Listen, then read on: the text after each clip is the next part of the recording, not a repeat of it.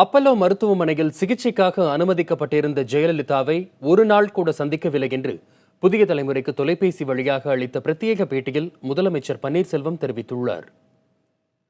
இன்றைக்கு பத்திரிகையாளர் சந்திப்புகள் நிறைய நடந்தது. அதில் குறிப்பாக முன்னாள் சபாநாயகர் PH பாண்டியன் மற்றும் அவருடைய மகன் மனோஜ் பாண்டியன் சந்தித்தார்கள். அதே போல இதற்கு முன்னாடி KP முனுசாமி ஒரு பத்திரிகையாளர் சந்திப்பு நடத்தினார். ஜெயலலிதாவுடைய அண்ணன் மகள் தீபா ஒரு பத்திரிகையாளர் சந்திப்பு. எல்லாவற்றிலும் அவர்கள் ஜெயலலிதா அவர்களுக்கு கொடுக்கப்பட்ட சிகிச்சை பற்றி பல்வேறு சந்தேகங்கள் எழுப்புறாங்க. அப்படியான சந்தேகங்களுக்கு இடம் இருக்கிறதா? சந்தேகங்களுக்கு இடம் இருக்கிறது என்பதை மாண்புமிகு அம்மா அவர்களுக்கு உடல்நிலையை கவனித்துக் கொண்டிருந்த மருத்துவர்கள் தான் சொல்ல முடியும். பல்வேறு சந்தேகங்கள் பலரால் எழுப்பப்படுகின்ற பொழுது அந்த சந்தேகத்தை நிவர்த்தி செய்த கடமையும் பொறுப்பும் நமக்கு இருக்கிறது. நாம் எதையும் உதாசீனப்படுத்தக்கூடாது. ஏன்னா நாட்டினுடைய மிகப்பெரிய தலைவர்.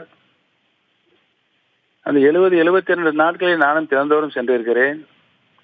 ஒரு முறையுடன் நான் மாண்புமிகு அம்மா அவர்களை சந்திக்கவில்லை. நான் ஒரு முறையும் மருத்துவமனை சென்று வருகின்ற பொழுது என் வீட்டில் இருக்கின்ற அனைவரும் குடும்பத்தில் இருக்க அம்மாவை பார்த்தீர்களா, அம்மாவை பார்த்தீர்களா, அம்மாவை பார்த்தீர்களா என்று கேட்டார்கள். ஒரு காலகட்டத்தில் கூட அவரிடம் பொய் சொல்லிவிடலாமா, நானும் அம்மாவை பார்த்தேன் என்று சொல்லிவிடலாமா என்று கூட நினைத்தேன். ஆனால் அம்மாவை நான் பொய் சொல்லக்கூடாது என்பதற்காக நான் பார்க்கவில்லை. எதுக்கு அப்புறம் தினம் போயிட்டே இருக்கீங்க, ஒரு முறை கூட அம்மாவை நீங்கள் பார்க்கவில்லையா அப்படின்னு வருத்தவர் கேட்பாங்க. அங்கே இருக்கின்ற சொல்ல எனக்கு தானே தெரியும், அவருக்கு தெரியாது.